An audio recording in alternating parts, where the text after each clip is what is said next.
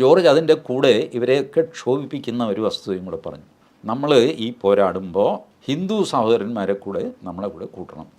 അതോടെ ഇവരാകെ വശകേടായി. കാരണം ഒരു ക്രിസ്ത്യൻ ഹിന്ദു യൂണിറ്റി കേരളത്തിലുണ്ടായി വരുന്നു, കാസ വഴിക്ക്, അങ്ങനെയൊക്കെ അവർക്ക് പരാതിയുണ്ട്. അപ്പോഴാണ് ഇദ്ദേഹം ഈ ബോംബെടുത്ത് ഇടുന്നത്. മാത്രമല്ല അവർ മണിപ്പൂർ വെച്ച് ഒരുപാട് ഇതിന് പാരവയ്ക്കാൻ നോക്കി. എന്നിട്ടും ഈ യൂണിറ്റി വർദ്ധിച്ചു വരുന്നതല്ല, അത് കുറയുന്നില്ല. അപ്പോൾ ഇപ്പോൾ ജോർജ് ഈ പ്രശ്നം എടുത്തിരുന്നപ്പോൾ അവർക്ക് ബാലൻസ് തെറ്റിപ്പോയി. അതുകൊണ്ടാണ് ഡിസ്പ്രപ്പോർഷനേറ്റായിട്ട് ചൂടായിക്കൊണ്ടിരുന്നത്. ഞാനാകെ 2 ഡിബേറ്റാണ് ഞാൻ ശ്രദ്ധിച്ചത്. ഒന്ന് ന്യൂസ് 18 അപർണ, 2 24 ഹാഷ്മി.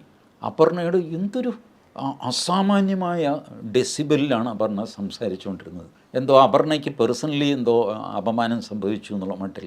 എന്തിനാണ് അത്രയും ആവേശഭരിതയായത് എനിക്ക് മനസ്സിലാവണില്ല. Anyway but she did that. Hashmi ആ ചാനലിൽ ഈ ലവ് ജിഹാദ് ഉണ്ട് എന്ന് ആർഗ്യൂ ചെയ്യുന്ന ആൾക്കാരെ ഉണ്ടല്ലോ, അവരെ സംസാരിക്കാൻ സമ്മതിക്കാതെ നിരന്തരം തടസ്സപ്പെടുത്തുകയും പരിഹസിക്കുകയും ഒക്കെ ചെയ്തുകൊണ്ടിരുന്നു Hashmi. So there purpose is sure.